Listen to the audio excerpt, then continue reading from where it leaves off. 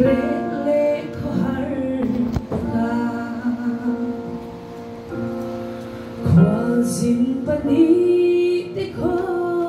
haran ankal lai lai kwalo mui san tim in anang do na iswa anso lai kwa var pui turin kan ne na om ta se kwa lai don ta e lai ni ko la aliam don hi lai kwa I var sa e mau dai re la ya Tuni aliam san him in minang si so tu tenar ngai lâu lal I xóa chu ti chuan an ne na chen in a om pui ta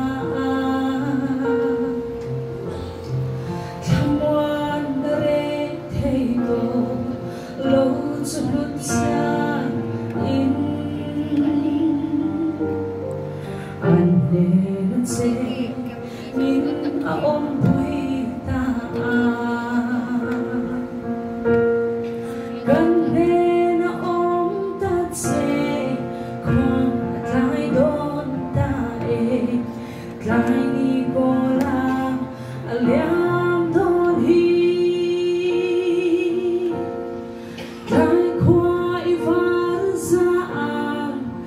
mau dai re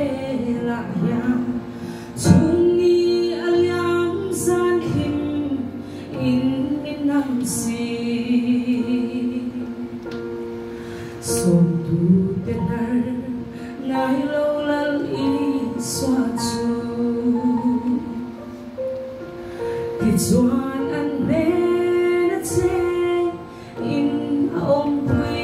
ta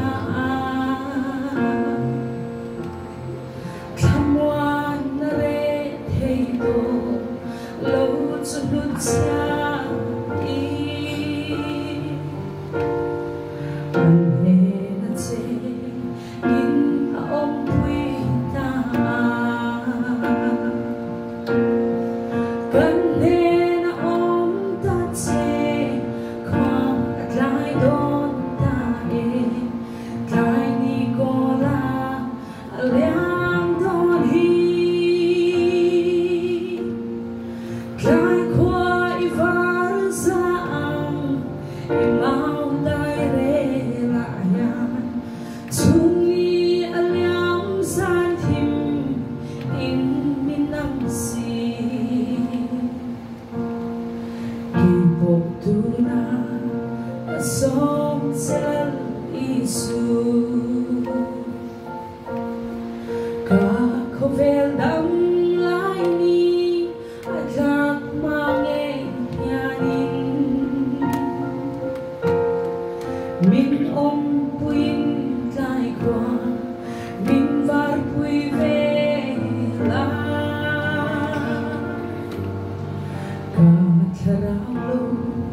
nakro ilal iswa kan ne na om ta che đón ta lại đi cô la liam đón hi lại qua I var sa mau dai re la ya Tuni aliam san him in minang si